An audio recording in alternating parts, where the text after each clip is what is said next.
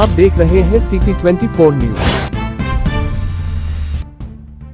दिल्ली में इंडिया गठबंधन द्वारा की गई बैठक के जवाब में भारतीय जनता पार्टी ने अपनी चुप्पी तोड़ते हुए भाजपा कार्यालय पर हाथरस में की प्रेस वार्ता के दौरान क्षेत्रीय महामंत्री नागेंद्र सिंह सिकरवार, भाजपा जिला अध्यक्ष शरद महेश्वरी, सदर विधायक अंजुला सिंह महावर, बीरेंद्र सिंह राणा, वरिष्ठ भाजपा नेता रामू महेश्वरी, रूपेश उपाध्याय, हरिशंकर राणा, भूरा पहलवान, विक्रम सिंह हिंडोल, राष्ट्रीय लोक दल के केशव चौधरी, विधायक रविंद्र पाल सिंह, युवा मोर्चा अध्यक्ष अग्निहोत्री सहित कई नेता रहे मौजूद। साफ कहा था कि न खाऊंगा न खाने दूंगा, और भ्रष्टाचार को लेकर के उन्होंने कहा था कि भ्रष्टाचार पर किसी भी प्रकार की रियायत नहीं बरती जाएगी। उसके अंतर्गत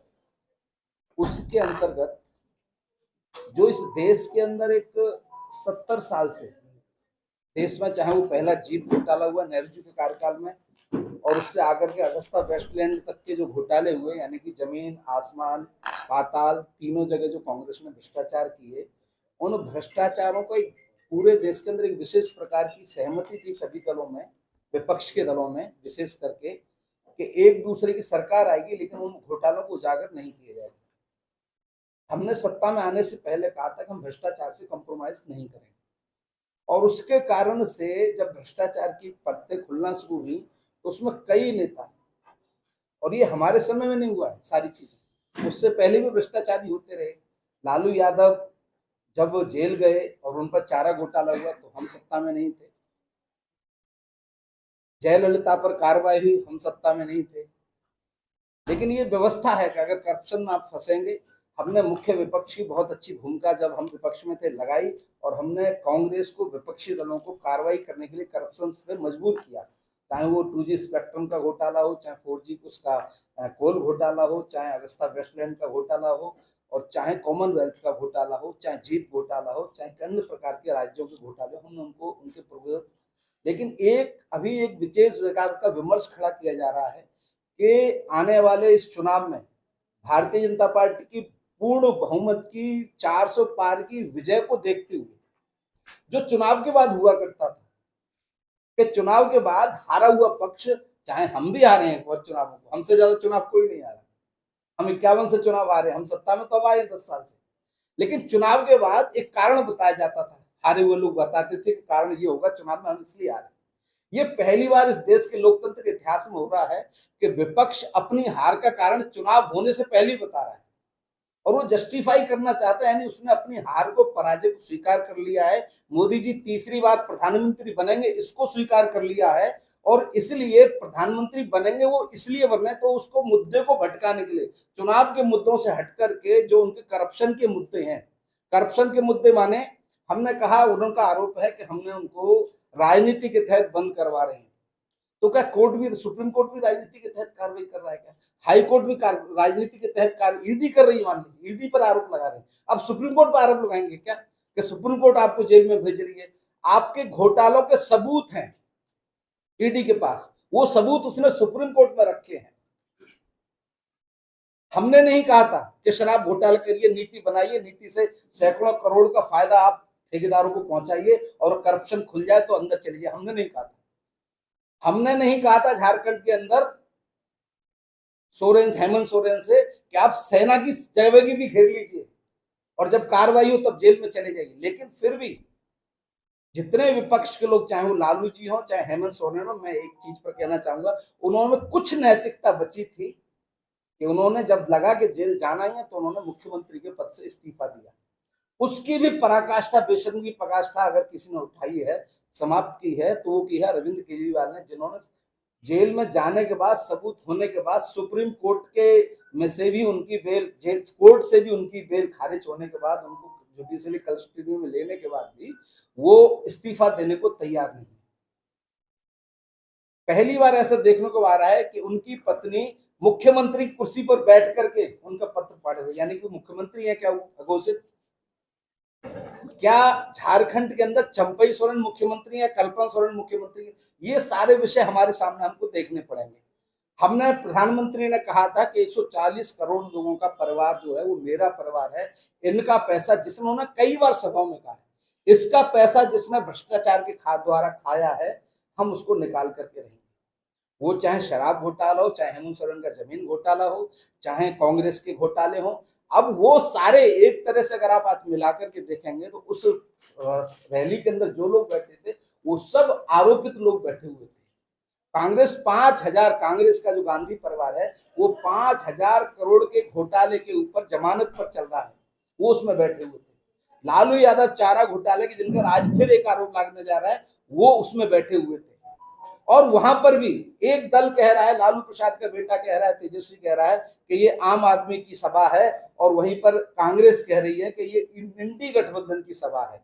वो गठबंधन जो चुनाव से पहले टूट गया, वो गठबंधन जो चुनाव पर जीवित रह सका, वो गठबंधन जो एक राज्य में नहीं बता सका, यानी कि आपके साथ उसका गठबंधन पंजाब में है क्या? तो इंडी गठबंधन पंजाब में क्या कर रहा है? आपका गठबंधन इंडी गठबंधन बंगाल में है क्या? ईडी गठबंधन महाराष्ट्र में है क्या? तो उद्धव ठाकरे ने उनसे पहले अपने कैंडिडेट कैसे घोषित कर दिए? इंडी गठबंधन कौन से राज्य में चल रहा है? लेकिन प्रेस को, जनता को, इस देश को, लोकतंत्र को, जनता को दिग्भ्रमित करने के लिए उस इंडी गठबंधन को उन्होंने पेपरों के द्वारा, सोशल मीडिया के द्वारा जिंदा किया हुआ, जो किसी राज्य में आज की तारीख में इंडी गठबंधन जिंदा नहीं है। ये भ्रष्टाचार, हम कहते हैं कि हम भ्रष्टाचार के खिलाफ कार्रवाई करेंगे, और ये कहते हैं हम भ्रष्टाचार पर चिल्ला चिल्ला करके एक हो जाएंगे। और पहली बार कभी इसी देश के अंदर ऐसा हुआ करता था लाल बहादुर शास्त्री के समय में कि रेल की दुर्घटना होती थी और नैतिकता के आधार पर इस्तीफा दे दिया जाता। रेल की दुर्घटना होती थी, किसी घोटाला होता था और आरोप पर ही इस्तीफा देते थे। लालकृष्ण आडवाणी जी का नाम आ गया तो उन्होंने कह दिया कि जब तक मेरा नाम सिद्ध नहीं हो, जब तक मैं निर्दोष सिद्ध नहीं हो जाऊंगा, तब तक संसद के अंदर पैर नहीं रखूंगा। ये नैतिकता के पैमाने इस देश के नेताओं ने खड़े किए। आज वो ये हो रहा है कि मुख्यमंत्री जेल में जा रहा है, अपराध, कोर्ट उसकी बेल मान नहीं रहा, उसके बाद मुख्यमंत्री को कह रहा है कि मैं अपनी जेल से जेल चलाऊंगा। इसका मतलब ये हो रहा है कि घोटाला हम हर रोज चाव से करेंगे, और अगर उस पर कोई कार्रवाई होगी तो मिल करके, इकट्ठा होकर के हम शोर मचाएंगे, ताकि घोटाले से इस देश की जनता का उसका ध्यान रखे। और उसका एक ही नारा कि भारतीय जनता पार्टी सरकार हम पर बदले की कार्रवाई से काम कर रही है। जो चीजें कोर्ट में प्रूव हो रही है उसमें हम बदला कैसे ले सकते हैं? ये जो घमंडिया गठबंधन है, इसके समर्थन में जो रैली हो रही है, उन रैलियों का जो हमने, यानी कि एक प्रकार से आज उन्होंने कल कोर्ट के अंदर स्टेटमेंट दिया, और उस स्टेटमेंट में उन्होंने अपनी आतिशी और सौरभ भारद्वाज का नाम लिया है। अब अगर मुख्यमंत्री कोर्ट के अंदर नाम लेता है तो कल उनसे क्वेरी होगी, फिर कहेंगे कि भाजपा ने कहा है। आपने कोर्ट के अंदर नाम लिया, अपने मंत्रियों का नाम लिया है, सौरभ भारद्वाज का नाम लिया है और आतिशी का नाम लिया है। इस प्रकार की ये शाम कर रहा है। तो इस घमंडिया के जो काम है वो हमने एक 14 तरह के नाम दिए हैं उनको, कि उतना उनका जो नारा चल रहा है इसका घमंडी गठबंधन है, जितना हो सके लूटो, हर दिन नया झूठ बोलो, मोदी जी को गाली दो, देश को बदनाम करो, हिंदू धर्म को गाली दो, जम के घोटाले करो, जांच एजेंसियां जब नोटिस दें इग्नोर करो, कार्रवाई हो तो कोर्ट पहुंचो, कोर्ट की फटकार लगे तो विक्टिम कार्ड खेलो, देश के लोकतंत्र का खतरा बताओ, जनता को गुमराह करो, सारे चोर इकट्ठे हो जाओ, जोर जोर से बोलो, छाती पीट कर बोलो कि भ्रष्टाचार बचाओ। हम कहते हैं भ्रष्टाचार के खिलाफ कार्रवाई होगी, वो कहते हैं हम भ्रष्टाचारियों को बचाने का काम करेंगे। ये जो टोली है ये इतनी सुनियोजित रूप से काम करती है। मित्रों, आपके द्वारा मैं जनता तक ये विषय पहुंचाना चाहता हूं कि जो अग्निशील विषय होते हैं इस देश के अंदर, जो कभी जनता तक जाया करते थे, उन पर ये चुप रहते हैं बेशर्मी के साथ। संदेश खाली के अंदर कितनी महिलाओं के साथ कितना बीभत्स कृत्य होते हैं, भाजपा के अलावा कोई नहीं बोलता। क्या वो सारी बहनें मेरी थी, भाजपा की थी? उस पर ये चुप रह जाते हैं। दयानिधि मारन, उनका बेटा जब गाली देता है सनातन को तो ये चुप हो जाते हैं। जब स्वामी प्रसाद मौर्य रामचरितमानस को राम पर आरोप लगाते हैं तो ये चुप हो जाते हैं। हिंदू धर्म के विषयों पर जब जब कोई विषय उठता है तो ये सब चुप हो जाते हैं। ये कब बोलते हैं? जब इनके पॉलिटिक्स को कुछ विषय सूट करता है, जब इनकी तुष्टीकरण की राजनीति को कुछ सूट करता है, जब इनके भ्रष्टाचार को बचाने का कुछ सूट करता है, जब इनके सहयोगी जो भ्रष्टाचार में सारे लिप्त हैं उनको कुछ सूट करता है, तब उस विषय पर ये बोलते हैं। लेकिन राष्ट्र का विषय, धर्म का विषय, संस्कृति का विषय, भारत माता का विषय जब जब आता है, खड़ा होता है, तब ये लोग शांत चुप हो जाते हैं, उस विषय को इग्नोर कर देते हैं, देश को इग्नोर कर देते हैं। इस प्रकार के इनकी जो स्थिति रहती है, इसको खोलने के लिए, जनता तक पहुंचाने के लिए आपके द्वारा हम लोग यहाँ पर आए हैं। इनके चेहरे जो हैं घोटालों के, जो काला धब्बा इन पे लगा हुआ है, उसमें हम क्या कर सकते हैं, तो उसके कुछ बिंदु मैं आप सबके आगे रखना चाहता हूं कि जेल में बंद नेताओं को कोर्ट भी जमानत नहीं दे रही है। सत्येंद्र जैन को जमानत से कोर्ट ने मना कर दी, संजय सिंह को कोर्ट ने जमानत देने से मना कर दी, मनीष सिसोदिया को जेल ने, कोर्ट ने जमानत देने से मना कर दी, एक साल से। अब वहां कोर्ट में आपको बेल नहीं, इसमें भाजपा का क्या हिस्सा हो सकता है? आप एक साल से जेल में, आपके उप मुख्यमंत्री जेल में, आपके मुख्य प्रमुख मंत्री, आधी कैबिनेट आपकी जेल के अंदर है, तिहाड़ जेल के अंदर है। इसमें अब भाजपा का क्या दोष हो सकता है? आप सिद्ध करिए, कोर्ट में बताइए कि आपने आरोप नहीं किया, ये भाजपा ने हम पर दलगत राजनीति के अंतर्गत आरोप लगाए, उसको सिद्ध करिए और छूट करके आ जाइए। आप एक साल से फिर जेल में क्यों हो, तिहाड़ जेल के अंदर?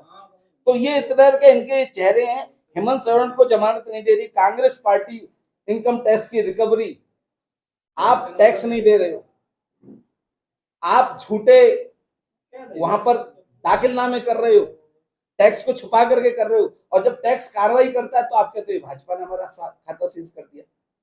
आप उसको दीजिए, आपने हाई कोर्ट ने आपका, आप सुप्रीम कोर्ट में जाकर के आपको कुछ सुनने के लिए मोकला है, हम इसमें क्या विषय कर सकते हैं?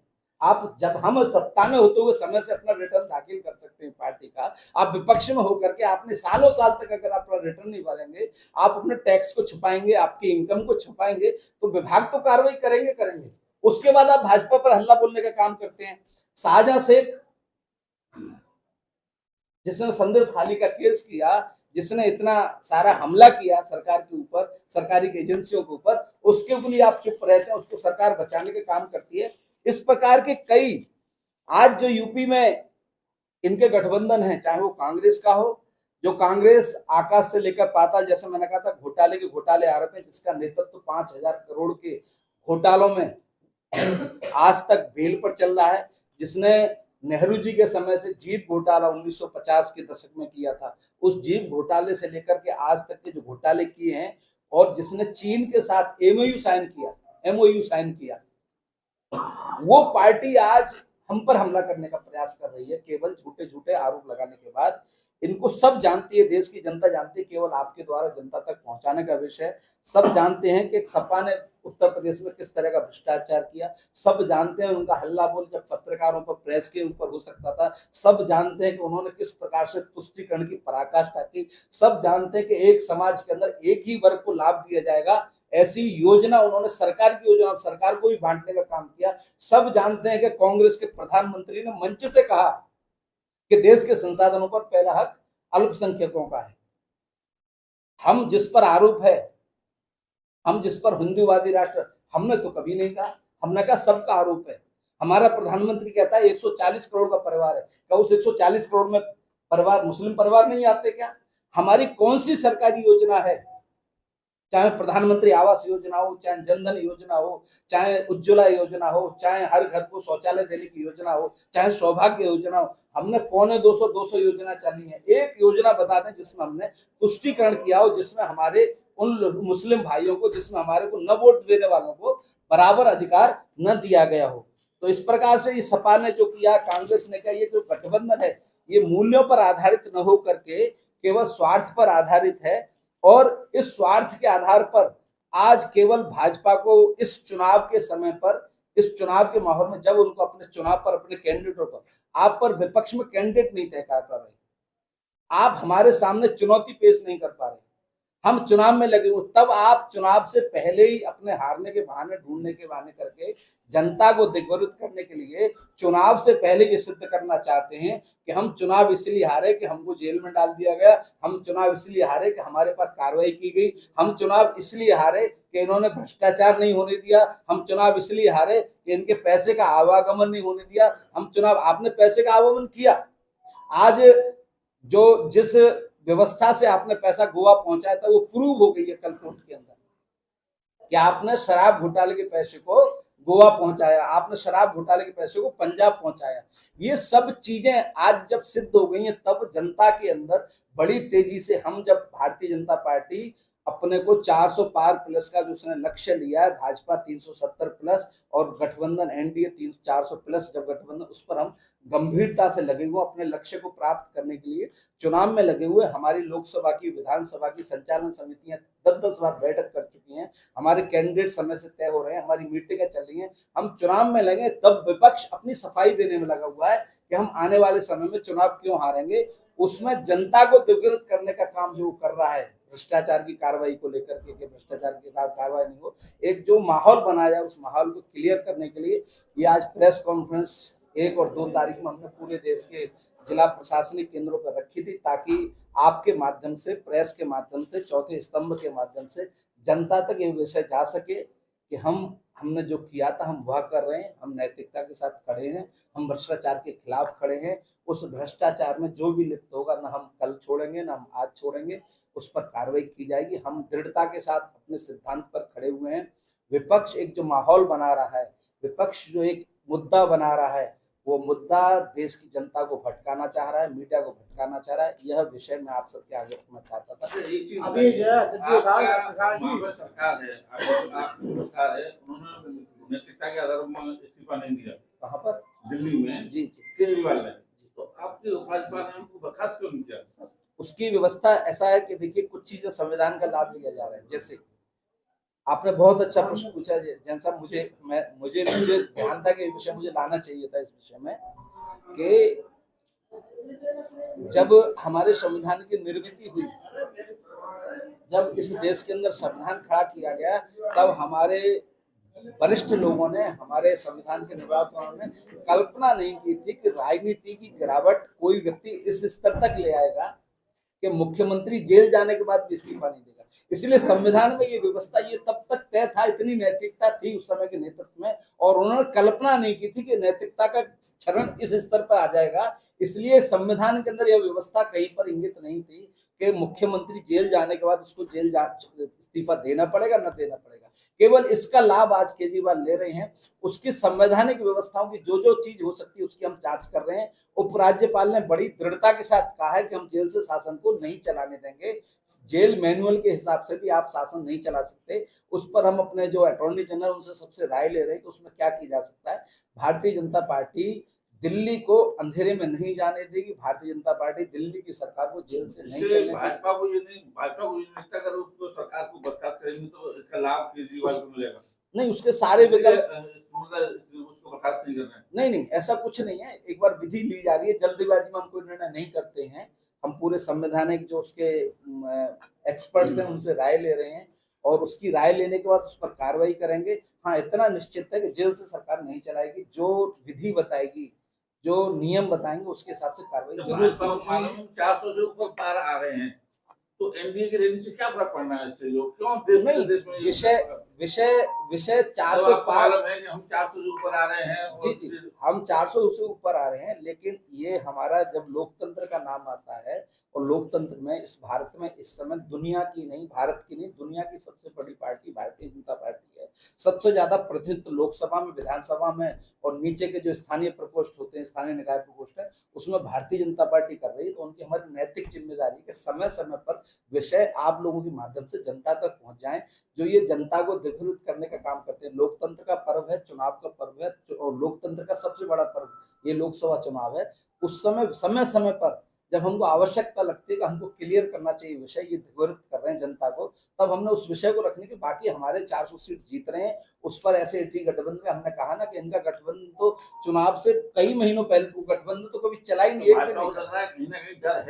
हमको किसी तरह का चुनाव में कोई डर नहीं है। केवल हम ये जानते हैं कि जनता के पास गलत मैसेज इनका न जाए। हम चुनाव में 100% 400 सीट पार करने वाले हैं। राज्य के रूप में 370 प्लस भारतीय जनता पार्टी लाने वाली है, और पहली बार आजादी के बाद ऐसा चुनाव हो रहा है, 1-2 चुनावों को छोड़ करके, 52 और 57 के चुनाव को छोड़ करके, कि जब कोई हमारे आगे हम जैसा चाहते हैं वैसी चुनौती भी प्रस्तुत नहीं कर पा रहा है। तो विपक्ष का हमेशा आरोप ये है कि अभी लोकसभा चुनाव के दौरान ही कार्रवाई क्यों की नहीं है? नहीं, ये कार्रवाई लोकसभा से नहीं हुई है। आपने देखा होगा ये 9 सम्मन दे चुके थे ईडी। तो हम तो उल्टा आरोप लगा रहे हैं केजरीवाल पर कि आप 9 सम्मनों में तब तक हाजिर नहीं हुए जब तक चुनाव नहीं आ गया, ताकि चुनाव में तुमको जो तुम्हारी मरी हुई आम आदमी पार्टी उसको थोड़ा सा लाभ जेल में आने की सहानुभूति मिल जाए। आपकी पत्नी मुंह उतार करके आप जेल में से लेटर रोज भेज रहे हैं, तो आप इंतजार कर रहे थे। आपको ईडी तो आपको साल भर से आपको नोटिस दे रही है, 9 नोटिस आ चुके हैं। अगर हम जो आपके आरोप पर आपके जो प्रश्न है उसमें अगर दम होती तो हम तुरंत आज कार्रवाई करते, उनको उठा लेते। हमने तो ईडी ने तो उनको 9 बार मौके दिए, 9 बार कहा कि आप आ जाइए। आपने चुनाव का इंतजार किया और चुनाव में माहौल मिलेगा, मुझे गिरफ्तार होना ये उनको पता था, उनका करप्शन पकड़ा गया ये उनको पता था। आज तक वो अपने मोबाइल का जो मोबाइल जब्त है ईडी के पास उसका पासवर्ड नहीं दे रहे। कल भी हाईकोर्ट में उसने ईडी ने कहा है कि हमको अभी भी अपना पासवर्ड नहीं दे रहे, सहयोग नहीं दे रहे। तो उनको पता था कि मुझे जेल जाना है, उनको पता था मेरा भ्रष्टाचार पकड़ा गया है, वो उसका राजनीतिक लाभ लेना चाहते थे। इसलिए वो 9 सम्मनों को उन्होंने इग्नोर करके तब जेल में गए जब चुनाव सर पर आ गया, जब चुनाव अभी गठबंधन की रैली में जी जी क्या भाजपा लोकसभा चुनाव में विपक्ष को अपनी चुनौती मानती है? नहीं, हम चाहते हैं कि हमको चुनाव में थोड़ी तो कसरत हो, दंगल में ढंग का तो आदमी आ जाए, लेकिन हमको कोई चुनौती इस चुनाव में 2024 के हमको किसी प्रकार की चुनौती जी एक तरफा चुनाव अभी इंडिया गठबंधन रैली में आपने कहा केजरीवाल को 9 बार सम्मान जारी किया, केजरीवाल एक बार नहीं आए, वो जी। इंतजार कर रहे थे चुनाव का। जी। तो साझा से के लिए आपकी जो ईडी और सीबीआई जा सकती थी, तो क्या केजरीवाल को उठाने दिए था? साझा से एक क्रिमिनल था, तो साझा एक क्रिमिनल था। ईडी को वहां पर हमारी कार्रवाई गई, वहां पर उन्होंने हमला कर दिया। दिल्ली में भी ईडी ने कई मौके सारे इवनली केजरीवाल को 3 सम्मनों के साथ यह प्रश्न दिया गया कि आप बता दीजिए, अवसर दे दीजिए, मौका दे दीजिए, आप कहां पर बुलाना चाहते हैं। ईडी प्रश्न करने वहां आ जाएगी, आपके घर आ जाएगी, आपके ऑफिस आ जाएगी। तो एक मुख्यमंत्री के प्रोटोकॉल के हिसाब से जितनी उनको सहूलियत दी जा सकती थी उतनी सहूलियत दी गई। वो इंतजार कर रहे थे चुनाव होने का कि चुनाव के समय जेल जाऊंगा तो सहानुभूति मिलेगी, एक सीट मेरी पड़ आपकी जाएगी। बातों से विपक्ष का सवाल खड़ा होता है जी। कि जब आप मुख्यमंत्री प्रोटोकॉल की बात करें तो प्रोटोकॉल तो अब भी था, जब आपने गिरफ्तार किया प्रोटोकॉल तब भी था, जब आपने एक सीमा थी, कोर्ट में भी गया ईडी ने, कोर्ट में भी गया कि अब हम क्या करें। कोर्ट ने भी उनको मौका दिया, कोर्ट ने भी उनको कहा इतनी तारीख को हाजिर हो जाइए। तो वो उसके बाद जब एक पानी सिर से ऊपर निकल गया, रिकॉर्ड निकल गया, तब उनको कार्रवाई करनी पड़ी। सारे घटनाओं के लिए लग रहा है भाजपा को उससे लाभ मिलेगा, मुझे इसको आम आदमी पार्टी को लाभ मिलेगा। लाभ और हानि जनता के हाथ में होती है, हमको है सही समय पर जनता तक विषय पहुंच जाए कि इनके इस तरह कहा कि जेल मैनुअल के हिसाब से हम सरकार ऐसे नहीं चला सकते, तो कोर्ट ने तो उसे खारिज कर दिया याचिका को कि इनका इस्तीफा नहीं दे देंगे। नहीं, कोर्ट ने ऐसा कब कहा है? कोर्ट का अभी है, नहीं अभी है, अब मेरे पास है। इस्तीफा नहीं देने में भी ऐसा कैसे? कोर्ट ने खारिज किया है, जबरदस्ती नहीं दिलवा तो समय दिया है। हाँ, ये तो कह सकते हैं, तो उसमें हम भी नहीं कह रहे जबरदस्ती इस्तीफा। मैं क्षमा चाहूंगा, अभी हमारे बीच में 3 पर्चे और हैं, उसके बाद ये प्रेस वार्ता में प्रेस नोट आपको उपलब्ध कराऊंगा। भूपेश जी पूरी बात तो है जब पर्चे बाद में हो जाए।